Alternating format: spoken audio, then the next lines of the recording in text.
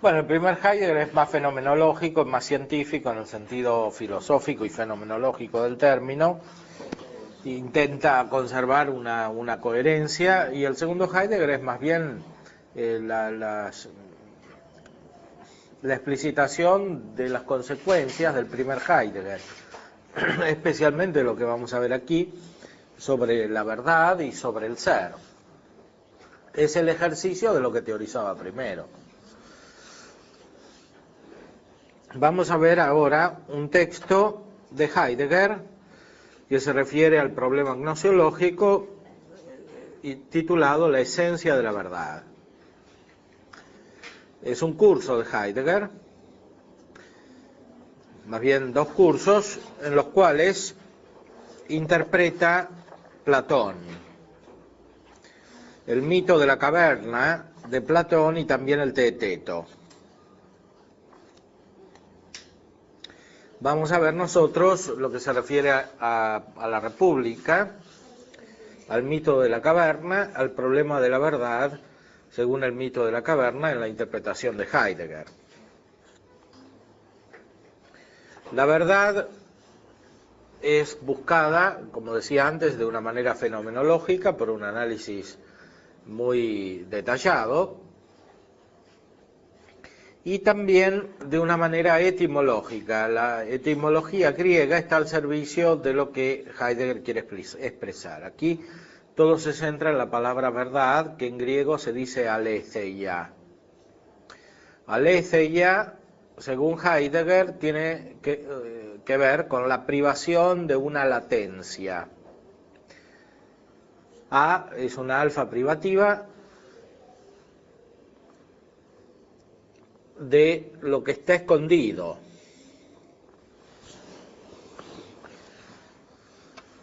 Aletheia tiene la misma raíz que la palabra latina latens o latere, que quiere decir estar escondido.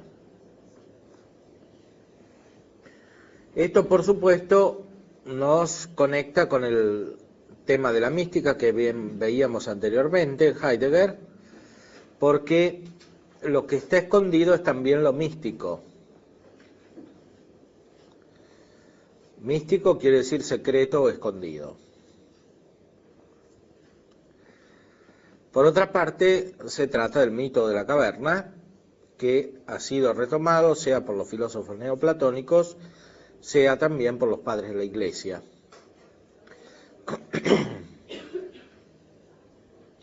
Hay una particular interpretación del mito de la caverna que voy a resumir para después entrar en la explicación detallada. Para Heidegger,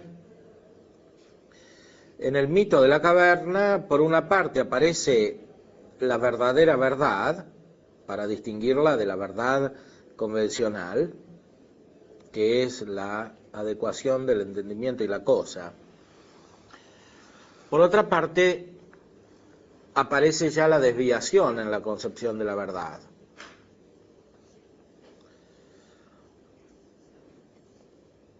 La verdadera verdad es la latencia desvelada, es la aletheia, que no tiene que ver con la otra concepción de verdad. La otra concepción de verdad corresponde al ente y especialmente a la idea, y sobre todo la idea suprema, que es el bien. Son todas formas de ente. Y el ente, en el fondo, está conectado con el pensamiento, es el fruto del pensamiento. Heidegger en esto es nominalista y más bien idealista. Tiene que aparecer lo que está detrás de la idea, que es como una luz, según la enseñanza de Platón, en el mito de la caverna, pero a su vez es una luz liberadora, porque esta luz es la que hace ver a esos que están encadenados adentro de la caverna y que pueden ver solamente cuando salen a la luz, cuando salen de la caverna, cuando son liberados.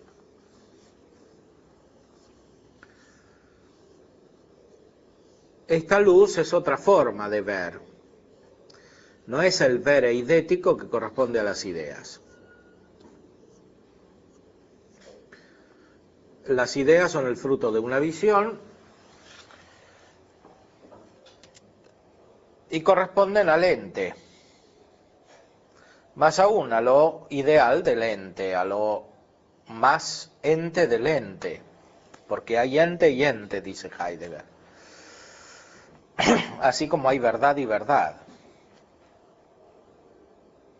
Bueno, si no captaron, explico.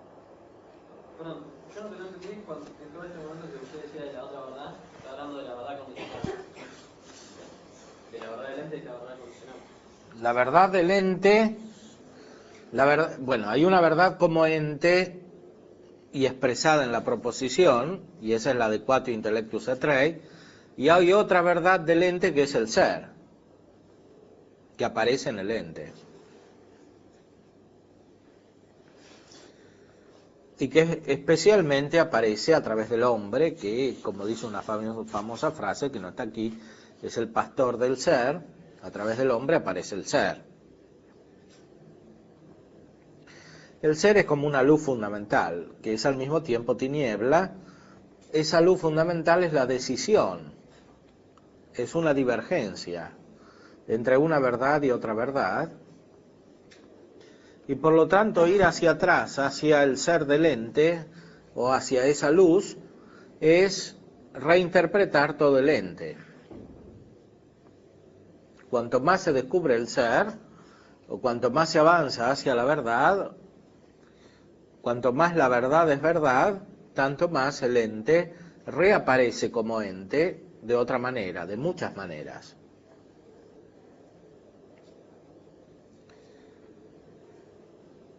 Tanto que podríamos repetir la frase de Aristóteles, ton legeta hipolajos, pero de una manera que es permanentemente cambiante, que depende de una subjetividad y de otra, de una época y de otra, y que está íntimamente conectada con el tiempo. El ser, en el fondo, es el tiempo. O sea, un mismo ente se puede interpretar de maneras diversas.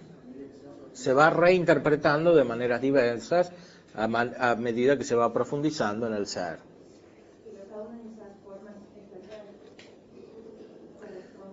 Sí, pero es verdad en un sentido secundario. La verdad verdadera es la verdad del ser del ente, que no es algo definitivo, sino que es un acto que se va realizando. Es ese acto que se va realizando como una especie de decisión, aquel que constituye la filosofía.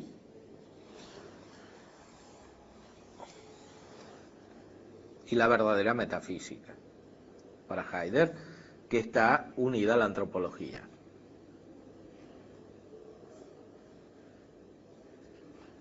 La metafísica se realiza de muchas maneras, no de una manera.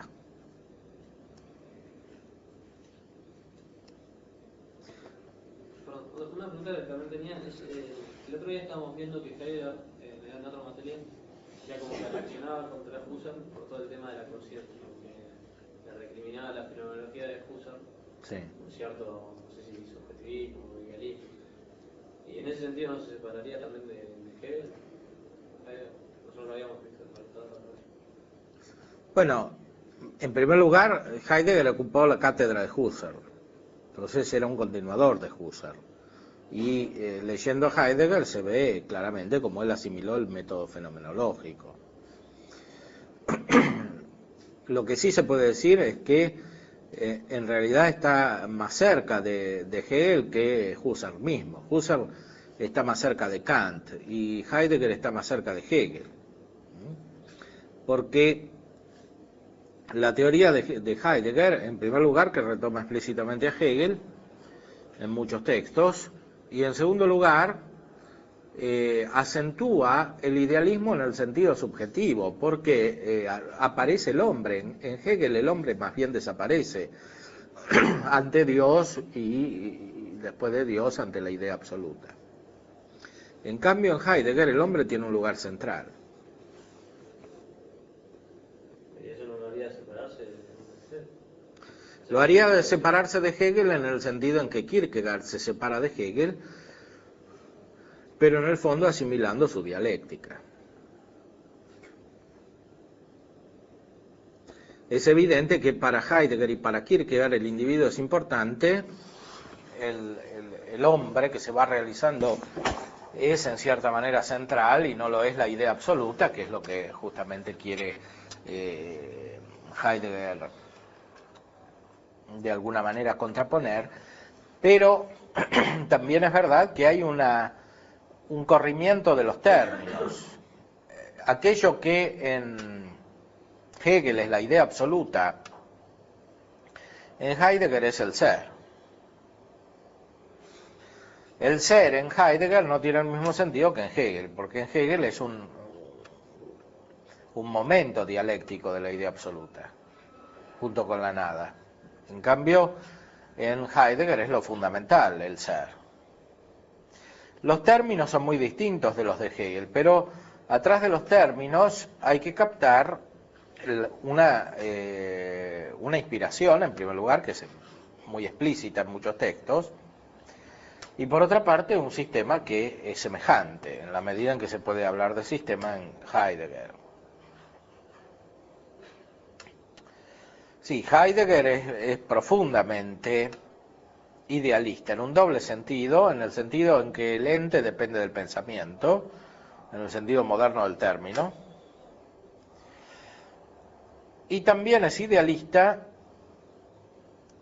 en el sentido más profundo, es decir, en el sentido según el cual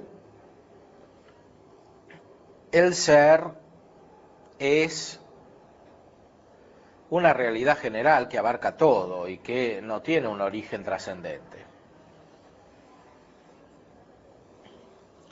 En el primer sentido, la culminación de el idealismo en Heidegger la encontramos en la filosofía del nacionalsocialismo, es decir, de los nazis, del partido nazi, que Heidegger alaba explícitamente en este libro de la introducción a la metafísica. Él se pone en contra de los filósofos que hablan del nacionalsocialismo o la filosofía del nacionalsocialismo y la distingue de la grandeza del movimiento que es el nacionalsocialismo. Habla de la íntima verdad y la grandeza de este movimiento, es decir, el encuentro entre la técnica planetaria y el hombre moderno. Esto es el nazismo para Heidegger, o el nacionalsocialismo. Tiene una íntima verdad que es el encuentro entre la técnica planetaria y el hombre moderno. Es una especie de culminación del camino de la metafísica occidental, podríamos decir, ese nacionalsocialismo. Y de la técnica, que van juntas, y que dependen en el fondo de esa concepción platónica, según la cual la idea es algo determinado. Y la determinación de la idea viene en el fondo del pensamiento. Por eso el pensamiento es adecuado a la cosa y sobre todo a la idea, que es la cosa o el ente en su plenitud. Y sobre todo la idea principal, que es la idea del bien, en Platón. Y en el cristianismo, la realidad de Dios. Para Heidegger, en Platón se realizó una profunda desviación de la concepción más original de la verdad, que es la de los presocráticos, que unían la antropología y la metafísica, mientras que después se separaron, porque en Platón y en Aristóteles la metafísica es la ciencia de lo que no tiene materia, cosa que no está así distinguida en los presocráticos.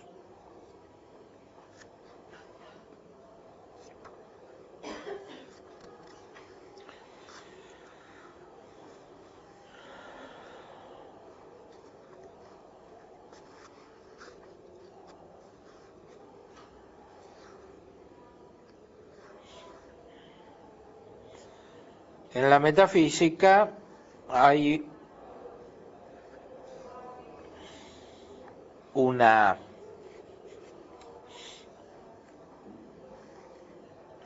no latencia, es decir, una verdad, pero esa verdad es en cierta manera violenta.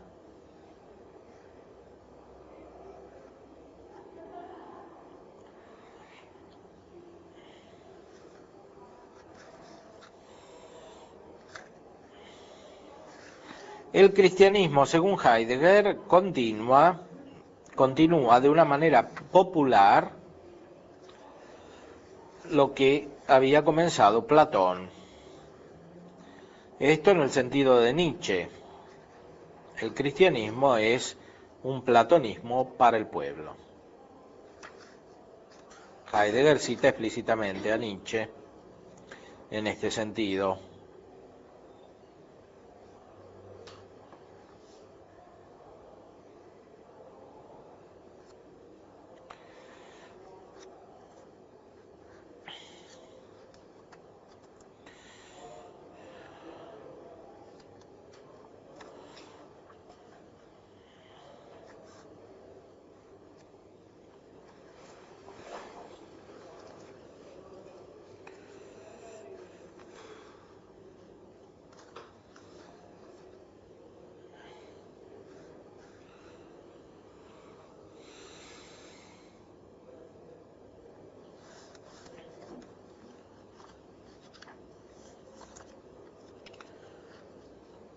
Encontramos la cita de Nietzsche.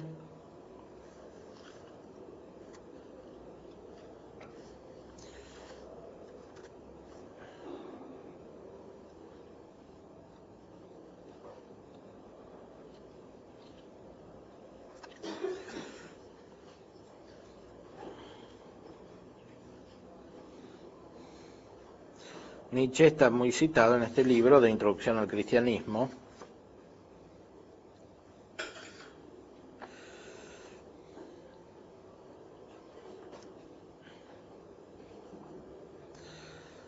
En el fondo del nihilismo está la voluntad de potencia.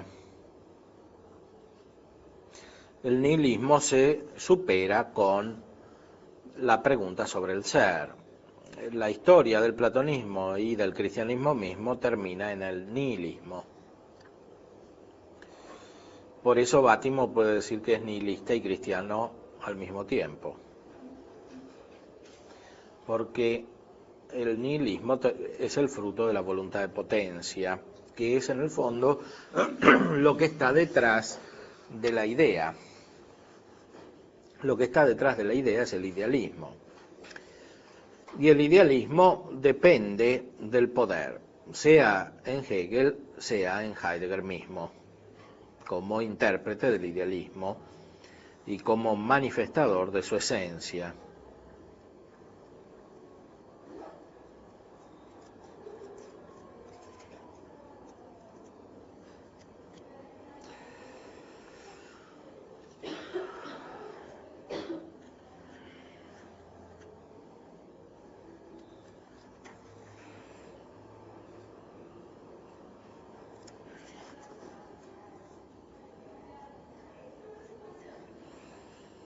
Bueno,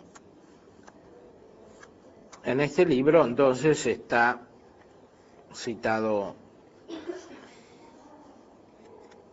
Nietzsche como aquel que afirma que el cristianismo es una continuación del platonismo y es un platonismo para el pueblo.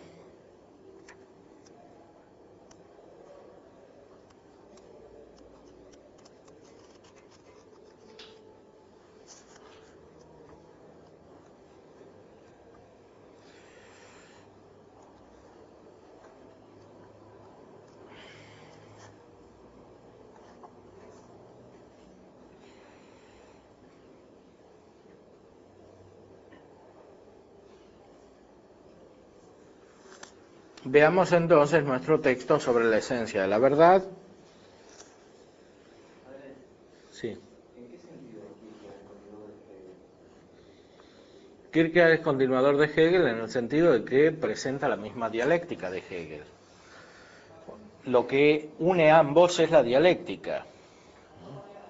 Es cierto que Kierkegaard quiere atender al individuo y Hegel quiere, en cierta manera, superar al individuo. Pero también es verdad que en Hegel nunca el individuo desaparece, porque de otra manera desaparecería el movimiento dialéctico. Y también es verdad que en Kierkegaard hay algo que es superior al individuo mismo, que es la relación del individuo con Dios, que es la dialéctica misma. Fíjense cómo dice Kierkegaard.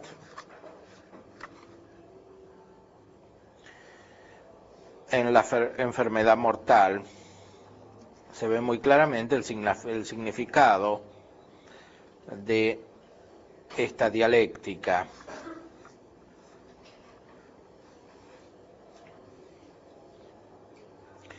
La desgracia fundamental de la cristiandad es propiamente el cristianismo, que es la doctrina del Dios hombre, cuyo sentido cristiano, notémoslo bien, está garantizado por la paradoja y por la posibilidad del escándalo. Que esta doctrina del Dios hombre ha sido tomada en vano de tanto predicarla, que es la diferencia cualitativa entre Dios y el hombre, es que la diferencia cualitativa entre Dios y el hombre ha quedado suplantada de una manera panteística, primero por la aristocracia especulativa, después por la plebe en las calles y en las callejuelas. Nunca jamás doctrina alguna de la tierra ha acercado tanto en realidad a Dios y al hombre como lo ha hecho el cristianismo. O sea, el auténtico cristianismo no es el cristianismo que existe de hecho. El auténtico cristianismo es la relación entre Dios y el hombre, que mantiene la separación entre Dios y el hombre cuanto más los relaciona. Eso es la expresión de la dialéctica. El cristianismo, como existe de hecho, es un rebajamiento del cristianismo, porque de hecho Dios y el hombre están acercados.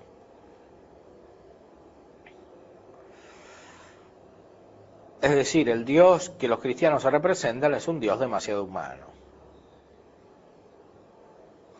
¿Cuál es el verdadero Dios? Es el Dios que se relaciona dialécticamente con el hombre como pecador. El hombre se constituye como hombre en cuanto se separa de Dios y en cuanto sostiene esta relación dialéctica con Dios mediante el pecado.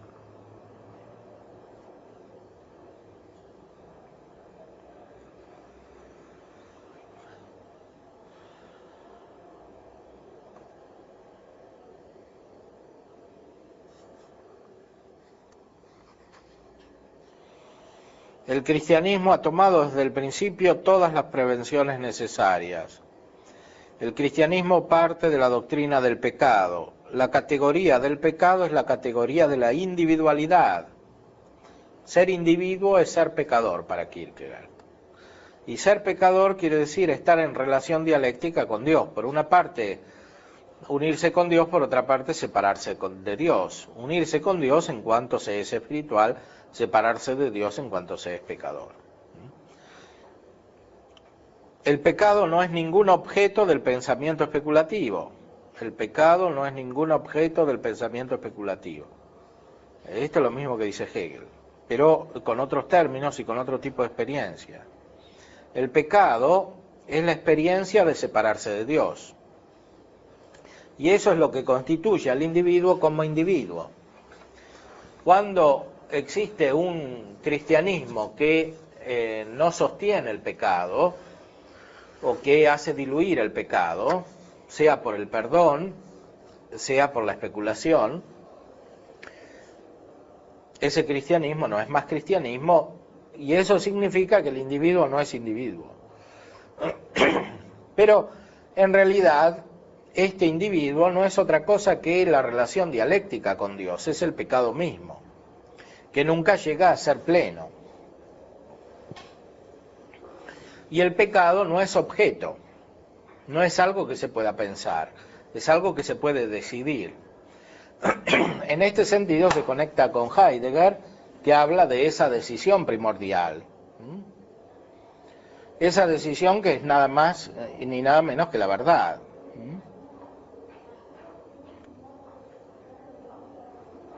el hombre está en la constante decisión. Es con ella que tiene inicio precisamente la historia. Con la decisión tiene inicio la historia.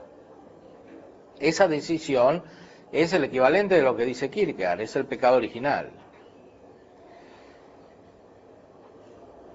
Es en ella y solamente en ella que se decide respecto de los dioses. Bueno, Heidegger ya no habla de Dios, habla de los dioses. Los dioses en el fondo son los entes, y hay un primer ente, en Aristóteles, en Platón.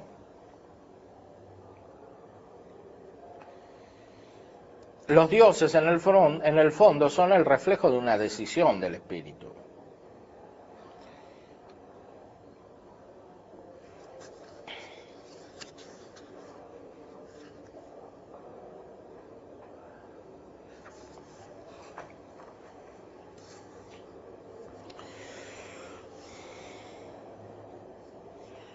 Deberíamos quizá ponernos a pensar en el pecado en vez de ser el pecador particular que cada uno somos. Algo así como antes se nos exigía pensar el concepto de hombre en vez de ser un hombre particular. Y entonces, ¿qué? ¿Se convertiría quizá el hecho de pensar en el pecado mismo? Cogito ergo sum. No cabe duda de que se trata de una proposición seductora, porque al fin de cuentas no había por qué tener tanto miedo al pecado, a hacer así el pecado, el puro pecado, puesto que este pecado es precisamente algo impensable. Sí, la especulación, por más que le pese, está forzada a concedernos esta última conclusión, ya que el pecado es una derivación lejos, es una desviación lejos del concepto. La ética apunta siempre a lo contrario de la especulación y progresa por el camino opuesto.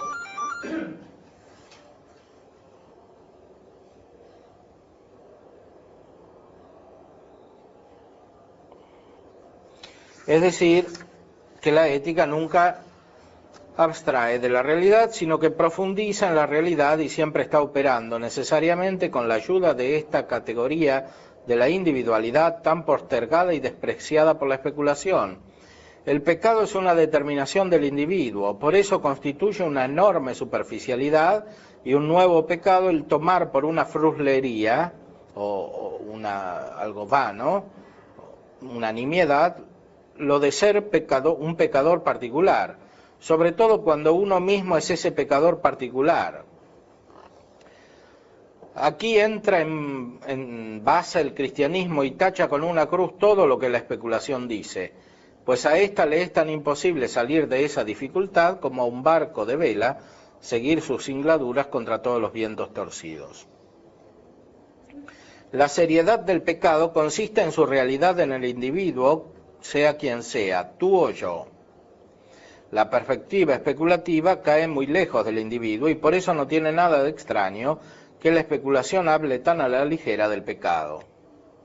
La dialéctica del pecado sigue caminos diametralmente opuestos a los de la especulación. Aquí el cristianismo comienza con la doctrina del pecado y consiguientemente con el individuo. Es decir, ¿cuál es el fondo del cristianismo? Es la dialéctica. Lo dice Kierkegaard con la misma palabra de Hegel. La dialéctica. Mientras que en Hegel se trata de la dialéctica universal, en Kierkegaard se trata de la dialéctica del individuo, pero es siempre la dialéctica.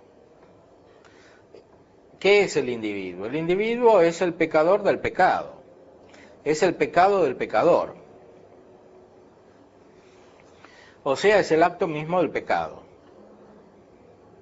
Cada vez más consciente, pero que nunca puede ser del todo consciente. Solo idealmente es pecado total o en su pureza. Y ese concepto de pecado no corresponde al pecado que se está ejercitando en acto. Es verdad que el cristianismo nos ha enseñado también la doctrina del Dios hombre, la doctrina de la igualdad entre Dios y el hombre, pero no es menos cierto que el cristianismo odia con todas sus fuerzas cualquier intromisión curiosa y juguetona. Dios y Cristo, con el recurso a la doctrina del pecado y del pecador individual, se han asegurado una vez por todas y de una manera distinta, a como nunca lo hiciera ningún rey terreno, contra todo eso que se llama plebe, pueblo, masas, público, etcétera, etcétera. Y también digamos que aquellos han tomado las debidas medidas de seguridad respecto de todas las exigencias de una constitución más liberal. Porque todas esas abstracciones no existen para Dios en absoluto. Delante de Dios en Cristo no existen más que individuos pecadores. Y si bien es verdad que Él puede abarcarlo todo perfectamente, sin embargo, no por eso deja de preocuparse hasta de los gorriones. Dios es en general un amigo del orden y con este fin, gracias a su omnipresencia, está en todas partes y en cada uno de los instantes, siendo este cabalmente uno de los atributos divinos más destacados en el catecismo. Un atributo en el cual los mismos hombres piensan de vez en cuando, pero sin que se les pase por la intención el estar pensándolo a cada momento. Después de este inciso, digamos que el concepto divino no es como el del hombre, para quien lo individual siempre es algo que está debajo y que nunca puede alzarse hasta el concepto. No, el concepto divino lo abarca todo, aunque en otro sentido se ha de afirmar que Dios no tiene ningún concepto.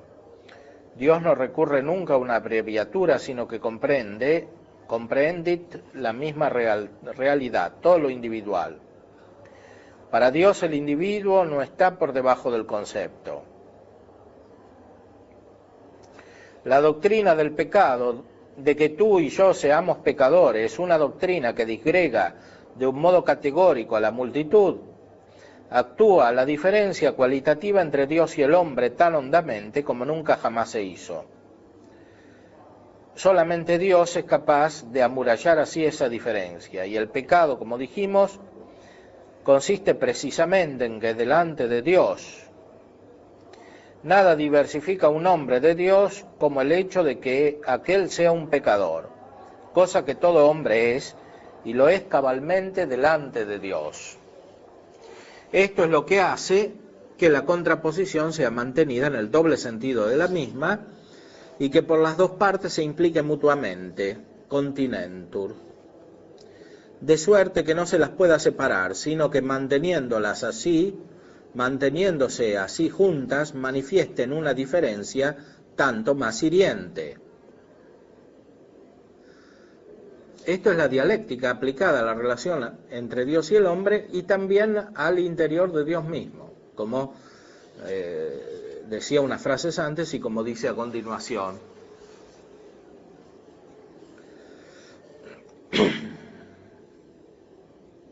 Algo así como cuando se ponen juntos dos colores muy distintos que resaltan de una manera tanto más brillante, según dicen los clásicos, opposita iuxta seposita magis iluquescunt, las cosas opuestas puestas juntas aparecen más claramente. De todos los atributos que se predican del hombre, el pecado es el único que en modo alguno puede predicarse también de Dios, ni por la vía negationis, ni por la vía eminentiae. Porque afirmar de Dios que no es un pecador, en el mismo sentido en que no siendo finito, es decir, vía negationis, se afirma que es infinito, sería una pura blasfemia.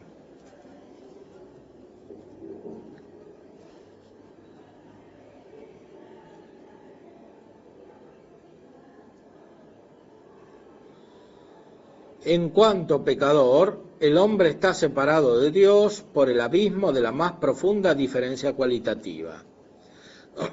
Y naturalmente Dios está separado del hombre por ese mismo abismo cuando perdona los pecados. Si por un imposible, recurriendo a una especie de acomodación en sentido inverso, lográramos trasladar todo lo divino a la altura humana, de suerte que Dios y el hombre fueran semejantes por completo, entonces, sin embargo, siempre nos habría quedado una cosa fuera de ese osado proyecto, a saber, la de perdonar los pecados, pues en esto el hombre jamás podrá asemejarse a Dios. Aquí es donde culmina el escándalo, que es cabalmente la barrera que ha creído necesario establecer la misma doctrina, que nos ha venido a enseñar nada menos que la verdad de la semejanza entre Dios y el hombre. El escándalo es el resorte de la mayor fuerza de decisión de la subjetividad del individuo, etc.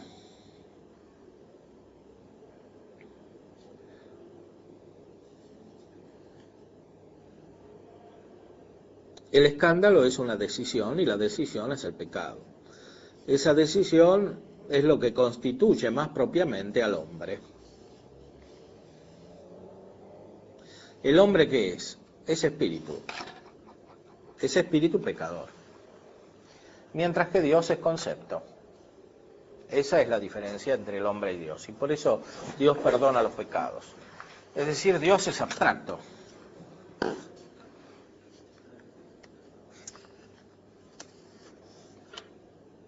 Mientras que el hombre, o mejor el espíritu que está en el hombre, decide concretamente como pecador.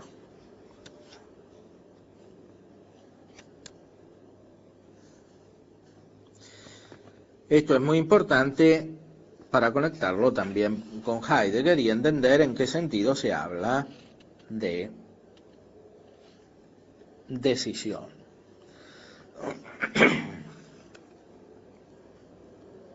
La desesperación del perdón de los pecados es un escándalo, y el escándalo es la potenciación del pecado. De ordinario no se suele pensar así, sino que por lo general se cree que el escándalo no es un pecado. Y en consecuencia, al catalogar los pecados no se deja sitio para él. Y si se piensa así, mal puede entrarle en la cabeza a nadie que el escándalo sea la potenciación del pecado. ¿A qué se debe esto? A que no se destaca cristianamente la oposición entre el pecado y la fe, sino entre el pecado y la virtud.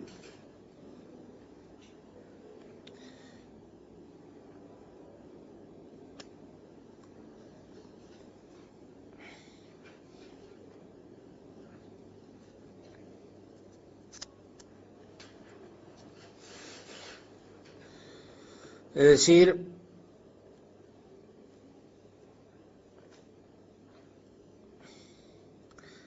el espíritu es el pecado como pecado, es oposición, y esa oposición no es una oposición pensada, sino una oposición realizada por medio de la decisión.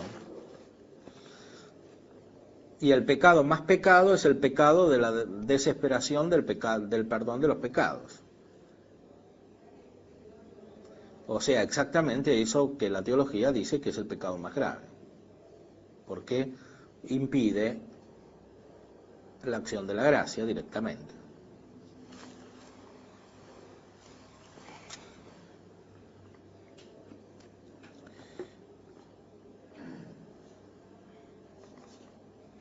En ese sentido, no solamente Kierkegaard está conectado con Hegel, sino que profundiza Hegel.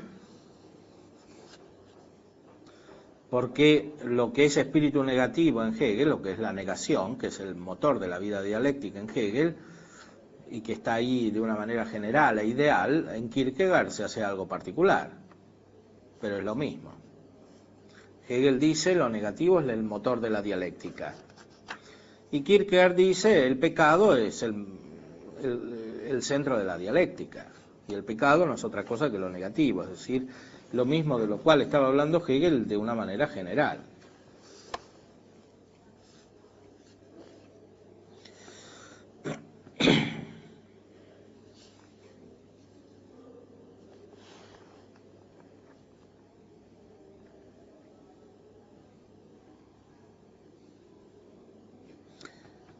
El pecado no lo pueden cometer muchos juntos. ¿Quién ha dicho que muchos pueden cometer un crimen?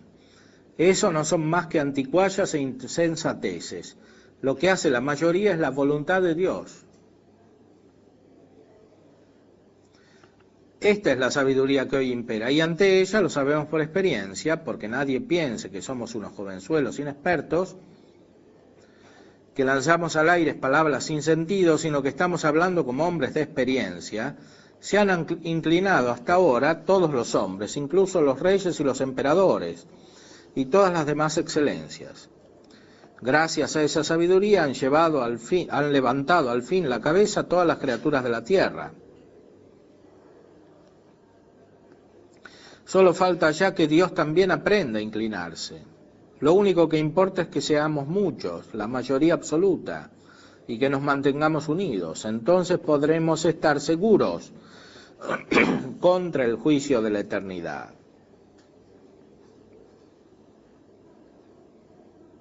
Desde luego, los hombres de nuestra generación podrían estar bien seguros de que no serían juzgados si de hecho solamente en la eternidad empezaban a ser individuos.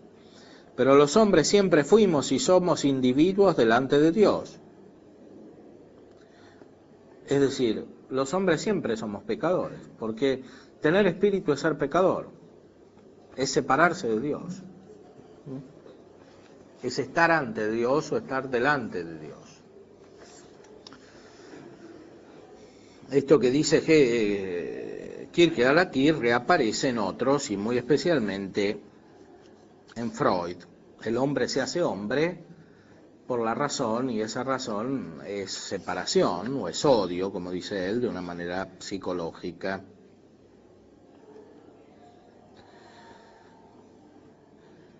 El pecado de que se rechace el cristianismo de modo positivo, declarándolo falso, este es el pecado contra el Espíritu Santo.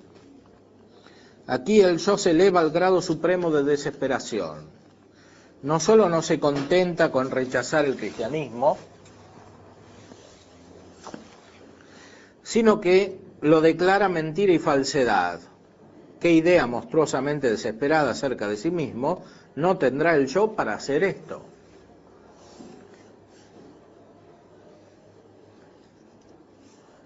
La desesperación del perdón de los pecados es una determinada posición frente a una oferta de la misericordia divina.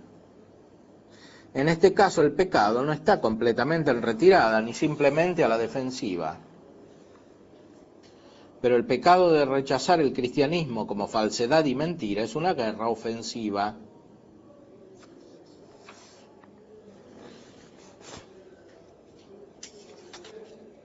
En todos los casos anteriores se concedía en cierto modo que el adversario de turno era más fuerte. Ahora, sin embargo, es el pecado el que ataca.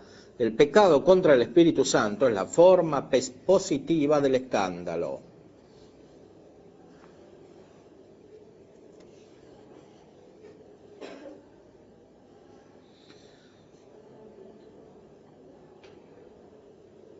Lo que Cristo no puede hacer es abolir la posibilidad del escándalo.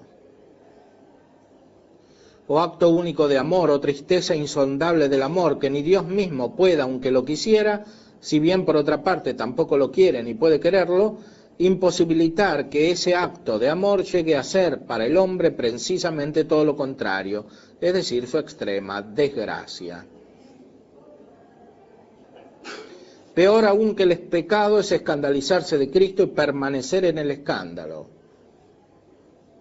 Y esto ni el mismo Cristo, que es el amor, puede imposibilitarlo.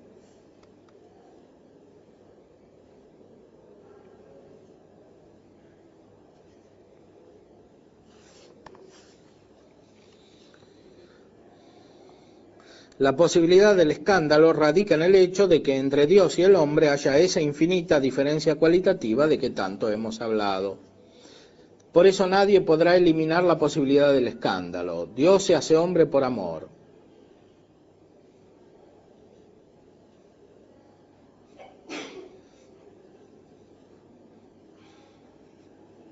En este sentido, él mismo nos dice, mirad que esto significa ser hombre verdadero, pero añade, ojo al Cristo, que es de plata, pues además soy Dios. Y bienaventurado aquel que no se escandalizare de mí.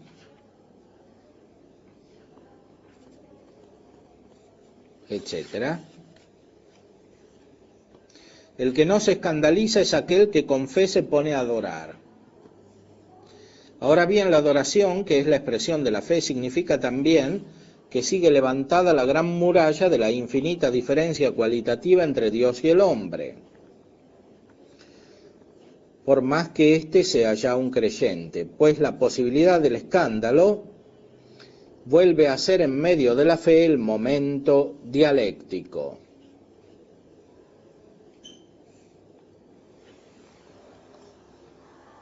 Es decir, la dialéctica no termina nunca, siempre hay una posibilidad de un pecado mayor. Y eso es lo que constituye al individuo. Porque este pecado no es el pensamiento del pecado en sí, no es un pecado pensado, sino que es un pecado ejercitado contra el amor o la misericordia divina.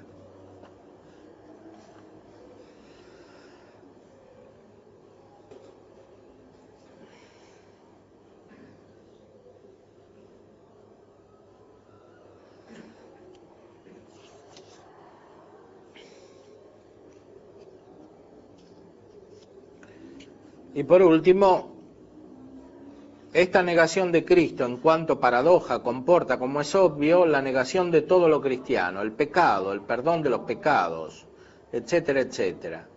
Esta forma de escándalo es el pecado contra el espíritu. Este pecado hace de Cristo una invención del demonio. Del mismo modo que los judíos afirmaban que Cristo echaba a los demonios con ayuda del demonio. Este escándalo es la potenciación suprema del pecado, por más que con mucha frecuencia no suele verse así, ya que no se marca, como pide el sentido cristiano, la oposición entre pecado y fe. En cambio, es precisamente esa oposición la que se ha hecho valer en todo el libro, que ya en la primera parte, libro 1, capítulo 1, empezaba estableciendo la fórmula típica del estado en el cual no se da ninguna desesperación, a saber, cuando la relación consigo mismo y al querer ser sí mismo, el yo se apoya lúcido en el poder que lo fundamenta. Fórmula que al mismo tiempo, según lo hemos destacado, también con la debida frecuencia, es la definición de la fe.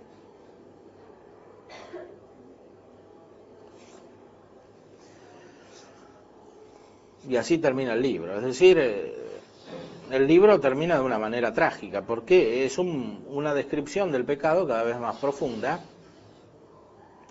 El pecado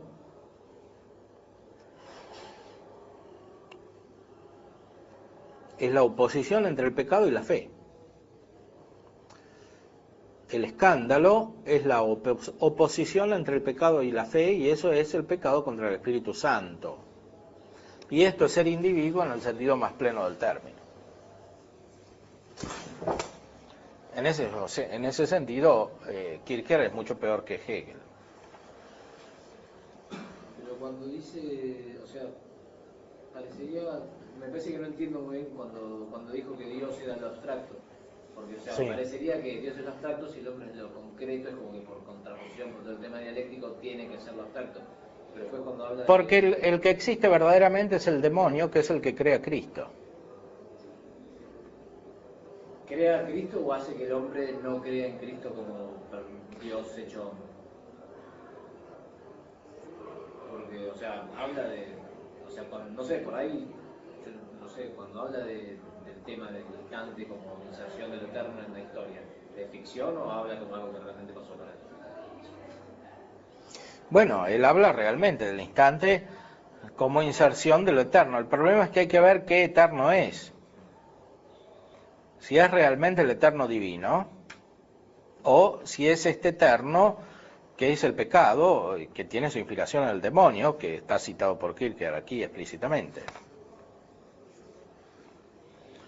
Como Kierkegaard hace teología por todos lados, para entenderlo bien hay que entenderlo de manera teológica, si no, no se lo entiende.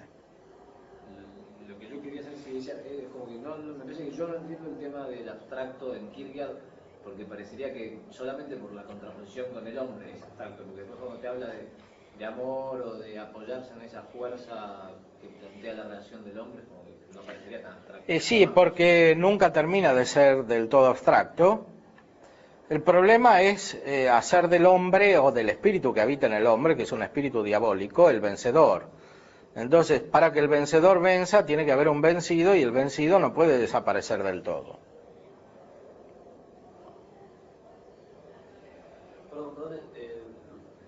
cuando yo leí el libro, digamos, ¿Este?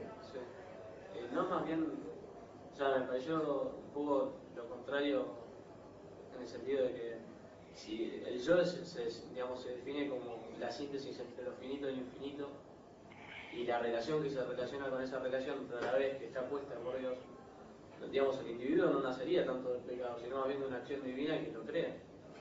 Y todo el libro me pareció a mí que es como una especie de, justamente, digamos, un camino por el cual el hombre tiene que dejar la desesperación de lado, por la fe, que es la única forma de superar la desesperación.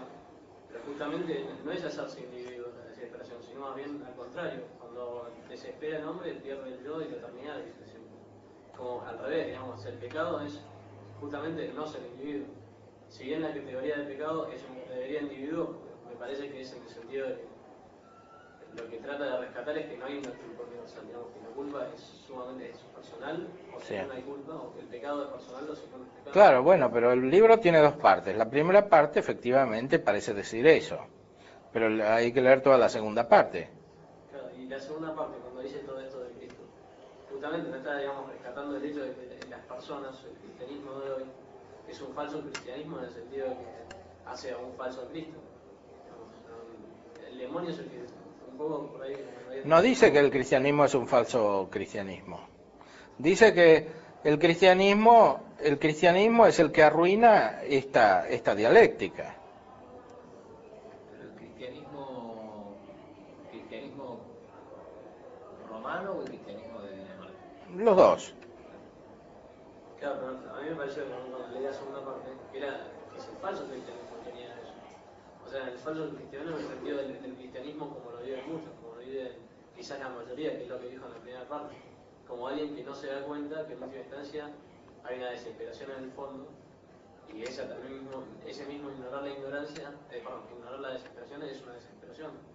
Como que la segunda parte, justamente la desesperación del perdón de los pecados, a mí me pareció que era como una revalorización del cristianismo como aquel volver al ser humano real, que es justamente el yo, pero apoyado... Bueno, eso está muy bien, pero es lo que vos pensás, pero no es lo que dice el texto. Claro, no, por eso lo preguntaba, porque cuando lo leí, digamos, a mí me decía todas las líneas que leía, me decían, digamos, lo contrario. Bueno, pero yo he leído el texto ahora, No, sí, está bien. al final. Sobre todo al final, que es donde manifiesta lo que quiere decir. También en el diario del seductor, cuando la seduce a Regina, etcétera, y hace toda una elaboración psicológica, y al final lo que queda es que la quiso hacer pecar y está contento porque la hizo pecar, basta, así termina el diario.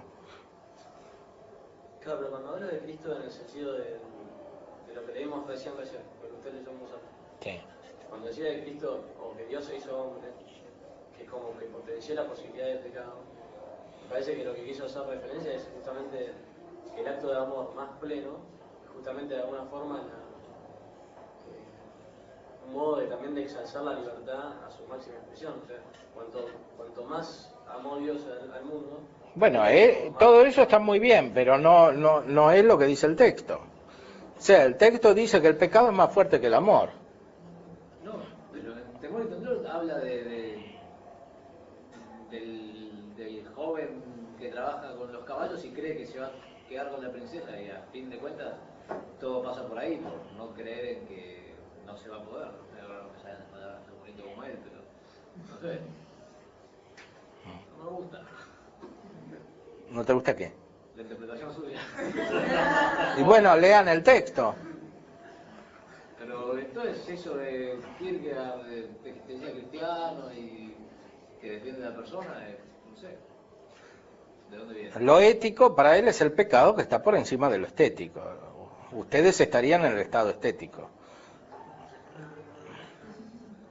No es en el ético. En el ético en el sentido de Kierkegaard, ¿no?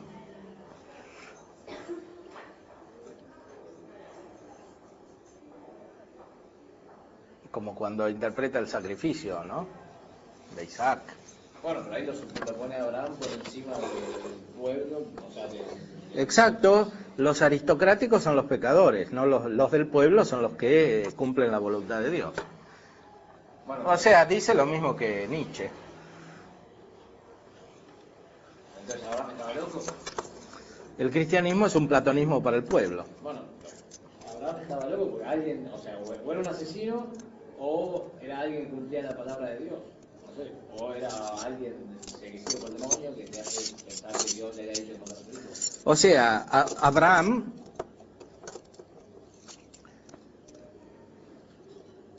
obra de una manera ética en el sentido que obra de una manera personal, porque obra más allá de la moral. Sí, o sobre el... Claro.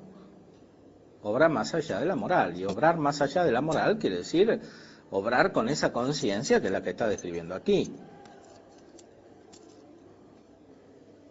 O sea, que hace un pecado porque Dios se lo pide. Claro, si no, no sería el padre de la fe, sería un asesino. De aquí va más allá de eso, porque expresa en qué consiste el pecado en el sentido más pleno, o sea, en la oposición a la fe. Y eso es el pecado contra el Espíritu Santo. Nunca se supera el escándalo y la paradoja. O sea, nunca, ni por el amor, ni nada, nunca se... No es que se supera, se está más acá de ello en las personas que son débiles. O sea, las personas que viven de una manera general, o llamémosla hegeliana, como multitud, y entonces no son capaces de pecar. Esos cumplen la voluntad de Dios. Perdón, pero el último texto que dice que es un resorte, digamos, parece. O sea, yo lo que veo es como que todo el libro habla del resorte, o la desesperación, cuanto más ventajosa es, cuanto más conciencia tiene uno, porque uno puede saltar a la fe. O sea, es más bien como... No es un deseo. No, pero aquí habla de desesperación positiva, es decir, de una oposición a la fe. No, claro, una oposición, pero para saltar a la fe, o para desesperar del todo, pero él ya pensó que se vaya de la fe. O sea, que se vaya a Dios de vuelta, ¿no? Que sí que como un pecado de... ¿Y quién dijo que quiere eso? No, y cuando usted define al hombre como pecado, Sí. o al individuo como pecado, más bien Kierkegaard está viendo a los pecadores como una degeneración del individuo, no como la esencia del individuo. No dice eso. Empieza a ser por el pecado, pero nunca supera el pecado. O sea... No lo supera, o sea, lo que puede hacer es ir más acá del pecado, ¿no? Superarlo quiere decir ser pecador de una manera más profunda. Y no ser pecador es dejar de ser individuo. Es decir, ser una idea o ser una multitud, que para él no distingue demasiado. Por ejemplo, cuando habla del hombre, cuando se reconoce como la no verdad, entonces, cuando se reconoce como la no verdad y acepta a Cristo, ¿qué queda? Después de eso, ¿qué pasa? ¿Vuelve a pecar porque después más adelante vuelve a caer en el escándalo? Es que si no acepta a Cristo no puede ser pecador. Porque ser pecador es rechazar la misericordia y el amor divinos. Y si uno no los conoce y no los experimenta, no los puede rechazar. Entonces, ¿qué pasa con el hombre? Y el hombre es un desesperado, y cuanto más desesperado es más individuo. Es más él. Y está menos en comunión con los otros. Es lo inverso de la comunión de los santos. La gracia es comunión, porque es amor, es amistad. En cambio, el individuo es más individuo, según Kierkegaard, cuanto menos tiene esta comunión, o esta amistad, esta gracia, esta comunicación.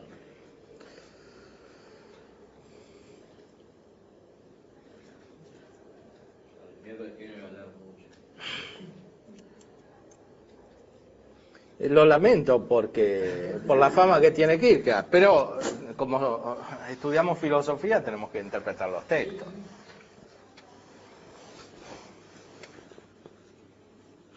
Entonces, ¿el salto qué es? ¿Es un absurdo sin Sí. sentido? Pero cuando él habla de usar la resignación, es una resignación inicial en la que uno se da cuenta que eso en virtud del absurdo. O sea, uno se da cuenta que no puede ser. O sea, que no va a lograrlo, pero bueno, sí, salto y ya, fue. Y ese es el problema, porque el salto es una cosa irracional. O sea, es el pecado, como el pecado es una cosa irracional. Bueno, pero Porque de otra manera no habría necesidad de usar la metáfora del salto. sí, es para poder superar el Porque hecho la de fe que no es ningún salto. Pero es para poder superar La el fe hecho es, como dice la Iglesia, es un obsequio razonable. Bueno, está bien, pero Kierkegaard no es...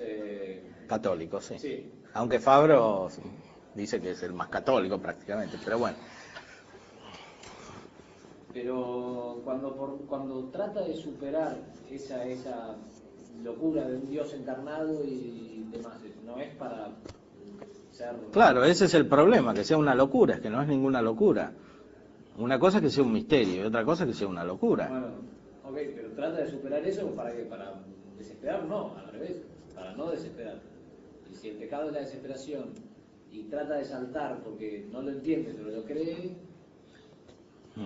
entonces, no sé, no... Bueno, ahí está describiendo la etapa de formación de la persona, pero la persona llega a ser persona con esta segunda parte, que es lo que está describiendo aquí, en los últimos capítulos del libro, ¿no? Porque... Ese no es el tratado de desesperación, ¿no? Sí es.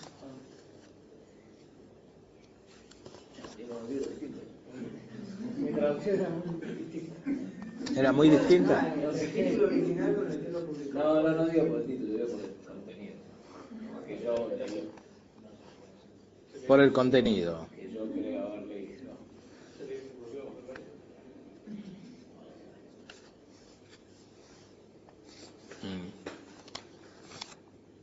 Eso espantoso que el cristianismo aprendió a conocer es la enfermedad mortal.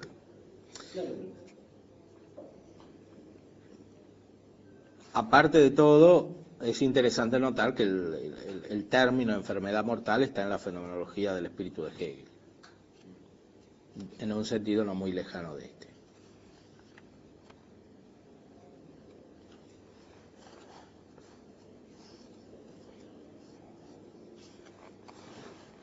Cuando hablaba de cristianismo, hablaba del cristianismo de la iglesia y Estado, de la marquesa, no tanto como por ahí. Bueno, pero esa es la interpretación de los manuales.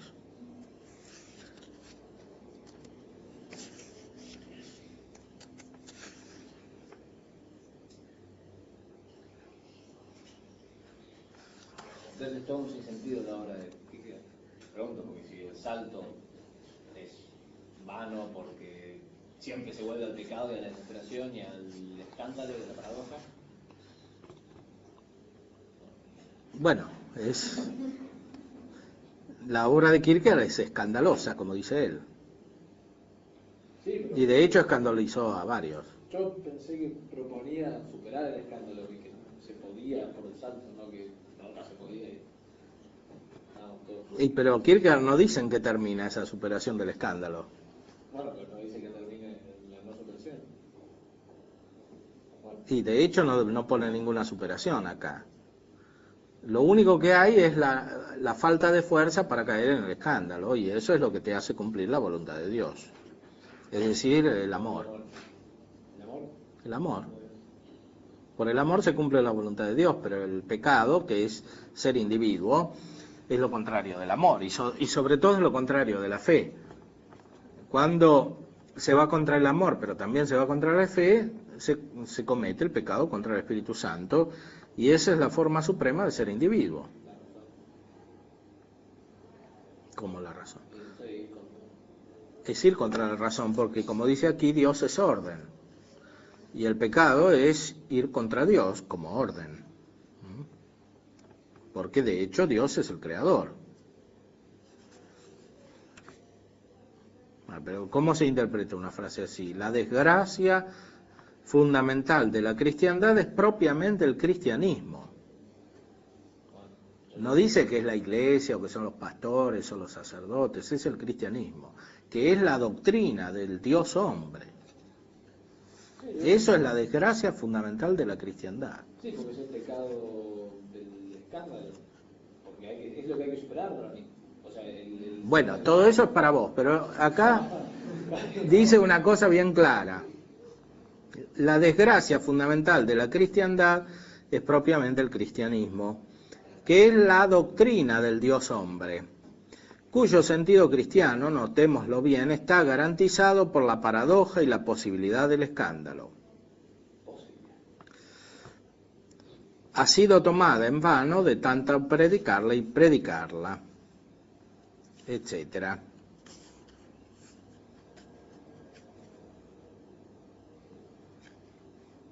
Perdón, padre, pero ahí no dice justamente que la desgracia de la cristiandad es el cristianismo en cuanto que niega que el Dios hecho hombre niega, digamos, a su vez el posible escándalo. O sea, eso la no es banalidad del justamente... cristianismo. El hecho del cristianismo, la encarnación tomada como algo humano. Claro, o algo superficial, como la cristianidad versus el cristianismo, pero el cristianismo como se da en su época. Que era justamente no pensar más que ese Dios hombre podría ser un escándalo.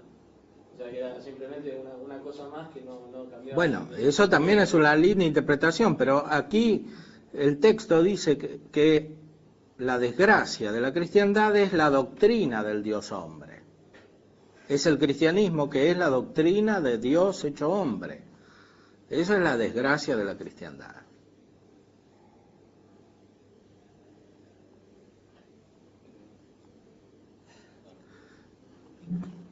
La desgracia fundamental de la cristiandad es que la doctrina del Dios hecho hombre, cuyo sentido cristiano, notémoslo bien, está garantizado por la paradoja y por la posibilidad del escándalo, ha sido tomada en vano de tanta predicarla y predicarla. Es que la diferencia cualitativa entre Dios y el hombre ha quedado suplantada de una manera panteística.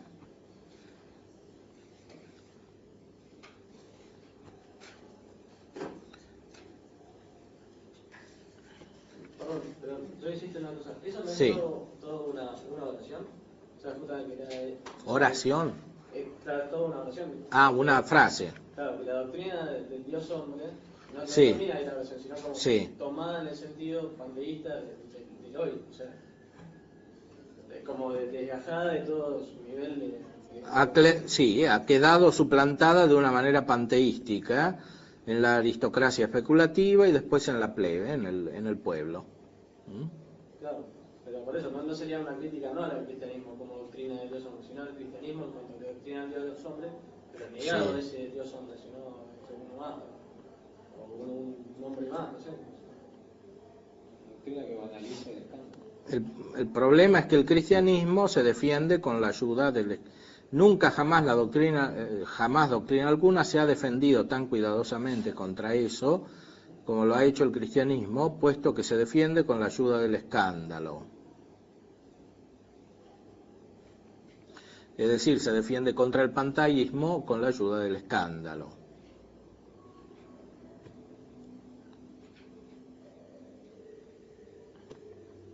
Si se ha de mantener la existencia en orden, y eso es precisamente lo que Dios desea, pues no es ningún Dios del desorden. Entonces es preciso que, antes de nada, se atienda a que cada hombre sea un hombre individuo, y esté consciente de ser un hombre individuo. En cambio, si se empieza por permitir a los hombres que se agrupen precipitadamente en esa que Aristóteles ya llamó categoría animal, es decir, la multitud, entonces no tardará mucho tiempo en considerarse esta abstracción enorme, que en realidad es menos que nada, menos que el más insignificante de los hombres e individuos, como algo muy grande, y a renglón seguido se la divinizará. Y así las cosas, enseguida se incorporará esta abstracción divinizada filosóficamente a la doctrina del Dios hombre.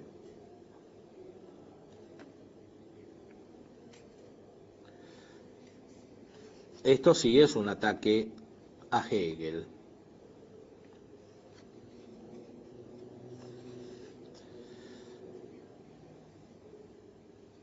El dogma del Dios hombre, mal interpretado, ha hecho insolente a la cristiandad. Casi se tiene la impresión de que Dios hubiese sido demasiado débil. Y así le han ido las cosas, como a un buenazo que después de haber hecho las mayores concesiones no recibe otro pago que el de la ingratitud. Dios es naturalmente el que ha inventado la doctrina del Dios hombre, pero luego ha venido la cristiandad e insolentemente la ha interpretado al revés, poniendo en un plano de absoluta igualdad a Dios y a todo el género humano. De esta suerte, la concesión que Dios hizo viene a significar aproximadamente lo que en nuestra época significa el hecho de que un monarca establezca una constitución liberal.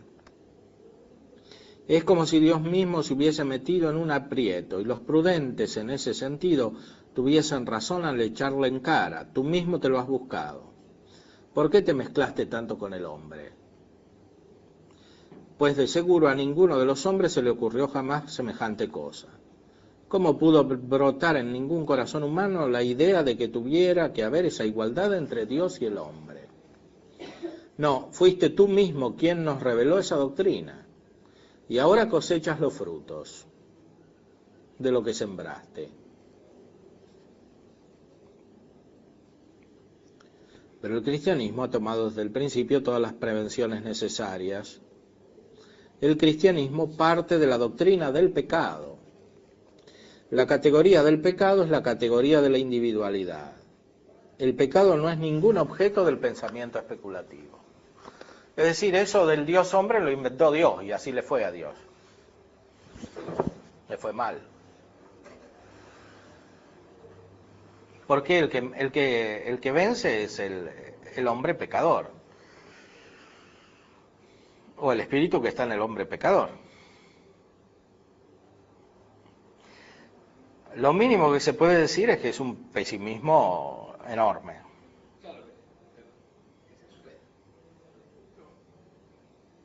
Sí, que se supera si uno tiene otras ideas y otras inspiraciones. No, quizás ese texto que leyó recién se puede asemejar al de Dostoyevsky en la leyenda del Gran Inquisidor, digamos.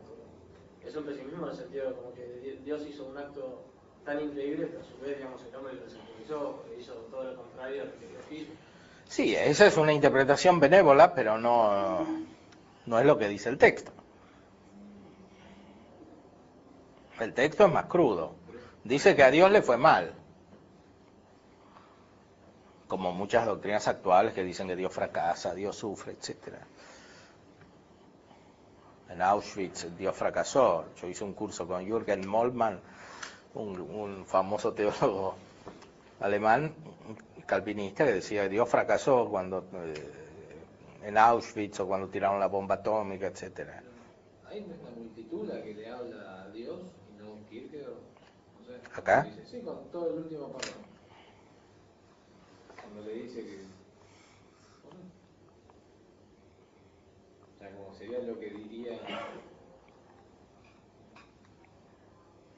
El cristianismo está en contra de esta abstracción que ha inventado Dios. Ese es el sentido. Dios se hizo hombre. Dios se hizo hombre es una doctrina panteística que le enseña a la multitud que es divina. Y de esa manera no es individual, es abstracta.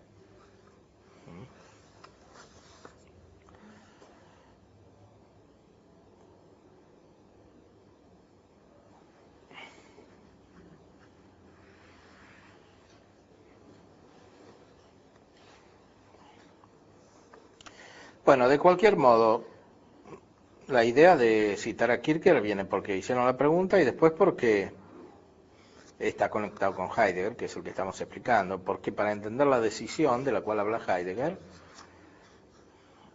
hay que entender el fondo cultural del cual viene eso, y la conexión de Kierkegaard con Heidegger es algo aceptado. Por supuesto que Heidegger tiene muchos otros influjos, empezando por el de Hegel, que hemos citado antes, y también el de Nietzsche.